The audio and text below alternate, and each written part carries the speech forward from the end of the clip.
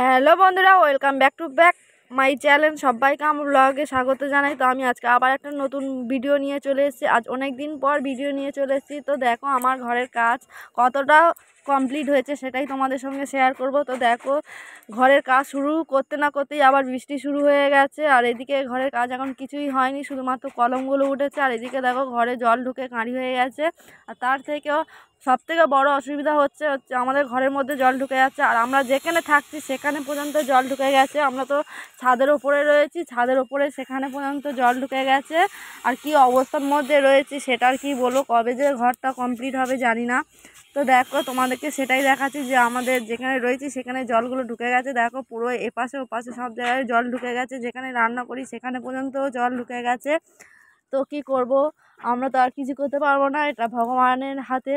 তো ভগবান চাইলে সব কিছুই করতে পারে, যেমন বৃষ্টিও দিয়েছে তেমনি রোদ্দুর উঠলে আবার সব ঠিক হয়ে যাবে। তো দেখো এগুলো তোমাদেরকে দেখাচ্ছিলাম সব। দেখো গ্যাসের চারদিকে জল, আর আমার সব জিনিস তো ভিজে একাকার হয়ে গেছে সব, মানে যা ছিল সব কিছুই ভিজে গেছে, কিছু শুকনো নেই। মানে রোদ উঠলে আমাকে এগুলো আবার সব টেনে টেনে বের করতে হবে, মানে প্রচুর খাটনি আর কি।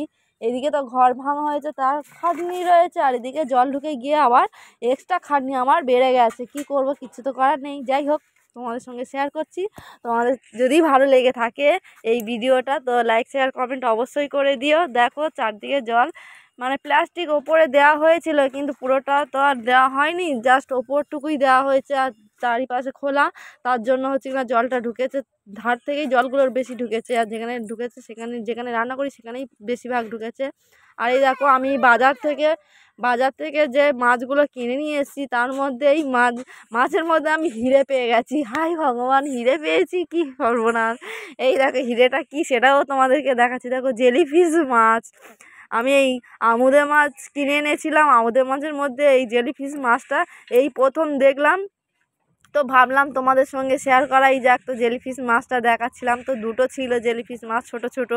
আমি তো প্রথমে চিনতে পারিনি, আমি ভেবেছিলাম অন্য কোনো মাছ হয়তো হবে। তারপরে ভালো করে দেখলাম লক্ষ্য করে যে এটা জেলিফিশ মাছ। আর এদিকে দেখো বিকেল হয়ে গেছে, বিকালে উঠে কি খাবো খিদেও পাচ্ছিল। তা যাই হোক ভাবলাম ঘরে চাল ছিল, একটু চাল ভাজা করেই খাওয়া যাক। তো ওই জন্য করে চাল ভাজছিলাম।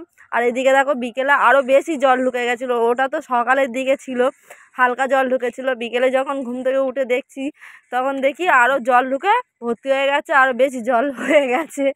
তো কি করব, ওই জলের ওপরেই তো রান্না বান্না করে খাওয়া দাওয়া হচ্ছে, কিচ্ছু করারও নেই কারণ জল ঢুকেছে। দেখো কতটা জল ঢুকে গেছে, যেখানে মানে আমি রান্নাটা করব আর কি সেখানে তো পুরো জল ঢুকে ভর্তি হয়ে গেছে।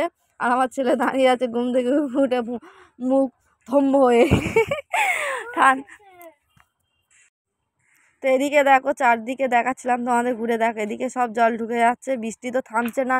আর খুব জোরে জোরেও বৃষ্টি হচ্ছিল না, জাস্ট ফোঁটা ফোঁটা বৃষ্টি হচ্ছিল, যার জন্য মানে বেশি জল ঢোকেনি। যদি বেশি জোরে জোরে বৃষ্টি হতো আর দেখতে হতো না, আমাদের জলের উপর বাস করতে হতো। আর এদিকে দেখো কি অবস্থা, আমার তো মন খুব খারাপ কারণ আমার জিনিসপত্রগুলো সব ভিজে গেল। সবথেকে বড় জিনিস কি না, আমার জিনিসগুলোর মধ্যে জামা কাপড় কাঁদাকানি এগুলো তো বেশি মানে রয়েছে এর মধ্যে, সেইগুলোই সব ভিজে গেল। এমনি কোটোকাটি ওগুলো তো শুকিয়ে নেওয়া যাবে, কিন্তু জামা কাপড়গুলো আমার সব ভিজে গেল, নতুন নতুন জামা কাপড়।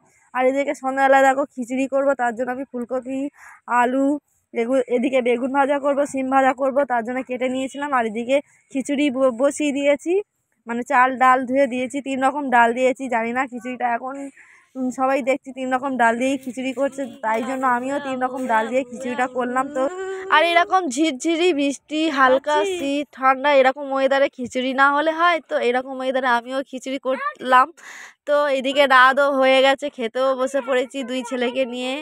আর এরকম ঠান্ডা ঠান্ডা ওয়েদারে গরম গরম খিচুড়ি কার ভালো লাগে অবশ্যই কমেন্ট করে জানিও। তো আমি আমার ব্লগটা এই পর্যন্তই শেষ করছি, তোমাদের কেমন লাগলো অবশ্যই কমেন্ট করে জানিও। তো tata bye bye, good night সবাইকে জানাচ্ছি। তো আমার আবার দেখা হবে নেক্সট ব্লগে। আজকে এই পর্যন্তই শেষ করলাম, তোমাদের যদি ভালো লাগে তো লাইক অবশ্যই করে দিও। টাটা বাই বাই, সবাই ভালো থেকো সুস্থ থেকো, আবার দেখা হবে নেক্সট ব্লগে। টাটা।